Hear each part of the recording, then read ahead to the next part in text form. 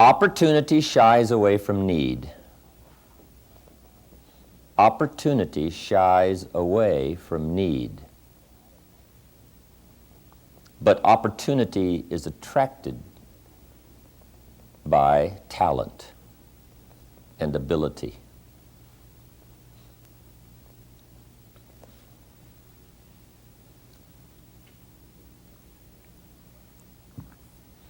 See, what you want to do with opportunity is not turn it off. You don't want to offend opportunity. You don't want opportunity to turn cool on you.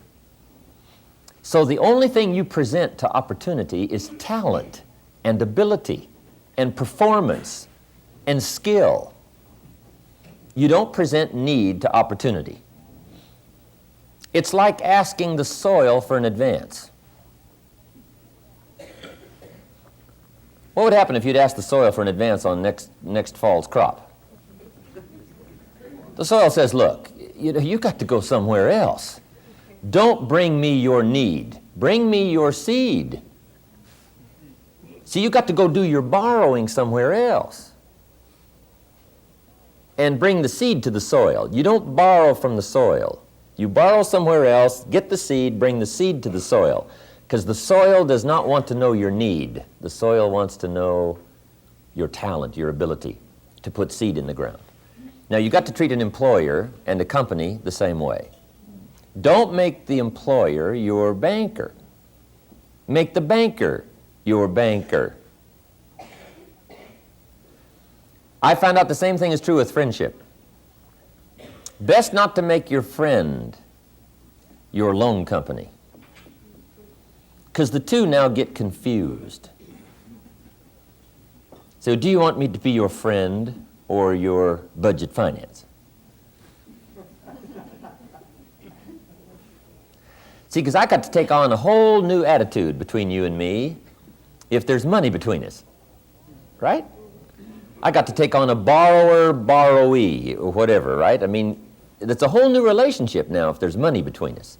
Now, friendship between us, that's one thing. But now if money gets between us, now we got a whole different thing to try to handle. Okay? So, make your banker, right? Your family, your employer. Treat opportunity, only show opportunity your good side. See, when you go to work and you tell the company, look, I need this, and I need this, and I got to have this, and I need this, and I need this, employers usually say, I think we got the wrong person. Now, see, I didn't know that till I'd been through that for a couple of years, just sort of stumbling around till I found that out. Okay? Best not to mix relationships.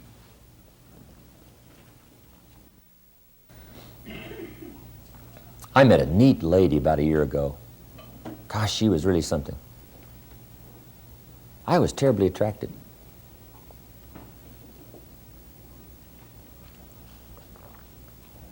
But about, what was it? I think the fourth time we went to a play or something.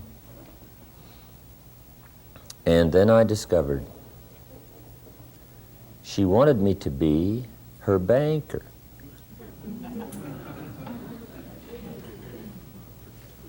I wanted to be her lover, and she wanted me to be her banker.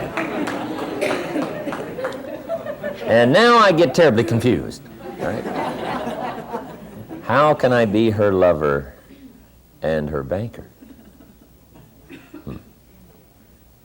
Okay, behavior and how it works and how to survey your audience. Make sure, even whether it's family, you just treat family like family and friends like friends and bankers like bankers and lawyers like lawyers and opportunity, employers.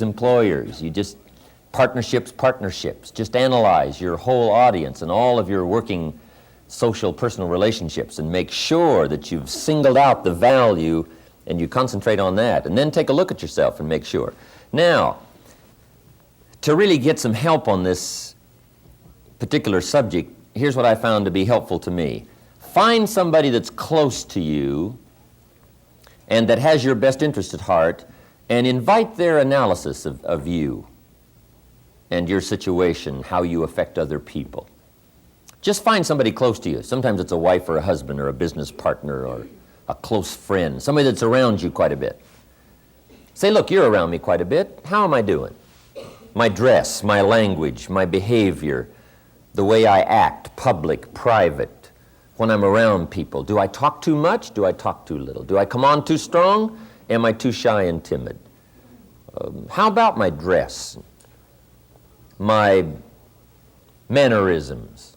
What's going on with me? You're close. Tell me. How am I doing? Give me some feedback.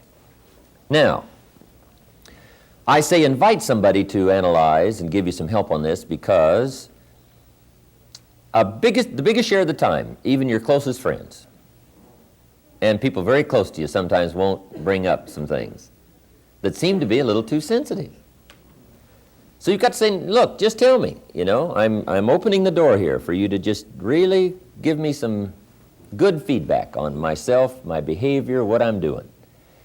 And if you'll invite it, sure enough, somebody close to you will be, more inclined to give you some ideas and some feedback on how you might make some improvements.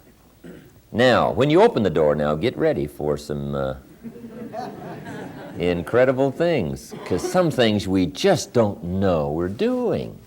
It's incredible. And some are a little painful, right?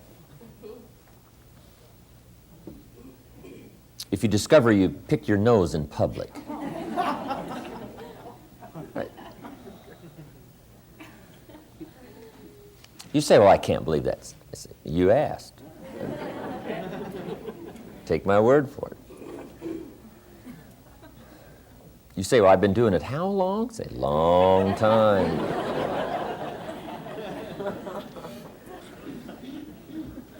You mean even the other night when... No. Now, it's going to be painful, right, some of the things that might come out in this conversation. But what a good time to finally find out some things that you just have been picking up over the years. You've just gathered up, just unconsciously develop certain behaviors, do certain things that you just weren't thinking of. And now you can make the corrections. Now you can make the changes. And sure enough, your own self-confidence will start to grow once some of these things have been pointed out. But find somebody that really has your best interest at heart, because you don't want just criticism for criticism's sake. And I've done this. The people that are close to me, all of my staff, we feel perfectly free to tell each other certain things that we think will help in language and style and approach to the public and talking to people, how to handle ourselves. We just very open. We got this open door policy, open conference table policy. And we have some fairly heavy sessions go on around the corporate conference room, simply because we want to get better, we want to grow, we want to help each other to make sure we're not missing anything personally that we could change or do that would be better. And some things for me have been rather painful. One of my business partners a long time ago, I had a little thing in my seminar that I thought was a little clever way back in those early days. And he sat through and listened to it and listened to it and listened to it, and finally he came to me and said, hey, partner, we've agreed to level with each other, right, on some things that could improve. And he said, I've got one for you. I said, wonderful. Tell me what it is. I'll correct it. In my seminar, sometimes for sort of the startle value, right, to get people's attention, you have to just kind of hit something real hard. And I had this phrase in my seminar. I was talking about people leading mediocre lives. And I said, some people lead such mediocre lives, their lives are worth less than a pitcher of warm spit.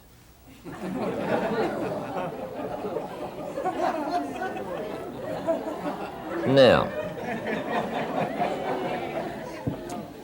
I thought it was clever. I really did.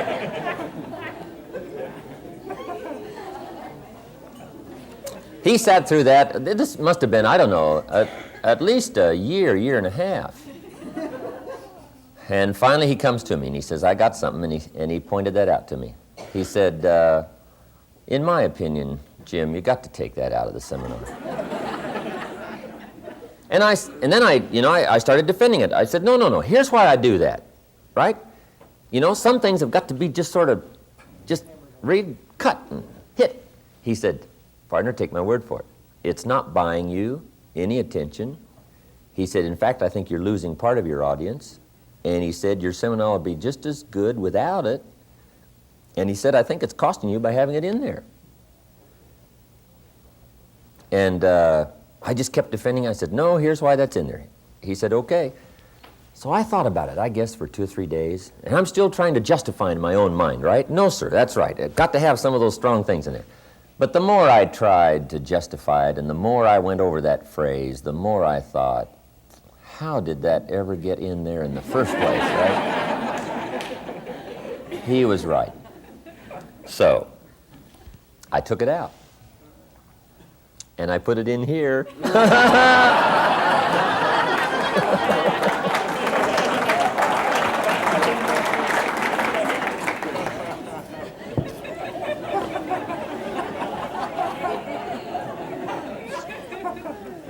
No, I've got it in here for a purpose.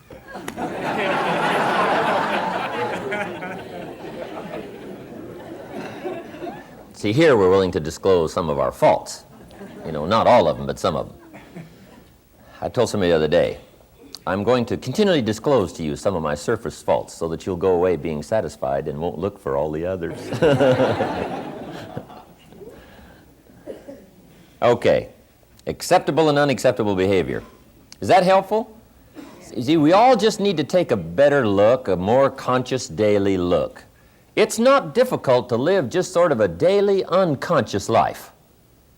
Right, well, you just kind of go through the routine, right? Guy gets up, shaves, jumps in his car, goes to work, travels the same routine, and you know, his language and his style just gets to be sort of daily. And little things can creep in, and you let down just a little bit here and a little bit here, and the routine just keeps going, and sure enough, you just collect some things that could very well in the marketplace and in the business community and among a wide variety of people, could very well be doing you more harm than good. So we've all got to just take a look. No matter how painful it is to grow, we've got to take a look where we are and see how we can improve. Okay. Here's one good teacher at the end of the day, especially, your conscience. If you just ponder at the end of the day what you're doing and where you're going and what you're saying, and sometimes conscience can be one of the best teachers if you keep it alive and awake and working, functioning. If you will allow it, your conscience at the end of the day will probably do one of two things: applaud you or prod you.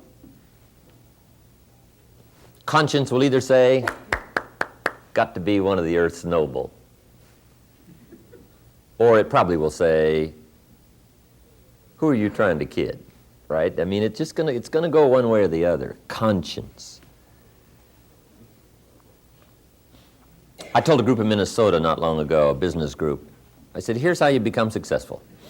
At the end of the day, make a list of all the things you did, calls you made, presentations you made, sales you made, contacts you made, conversations you had. Make a list of all that, everything you did for the day. Then make a list of everything you could have done and explain to yourself the difference. And if there's not much gap there, you're growing. But if there's a big gap there in what you did and what you could have done, now you've got to explain that to yourself. And primarily, we need to explain to ourselves our own behavior. We don't usually have to give an account to the public or display what we've done on a public bulletin board, but just so we know personally. Okay.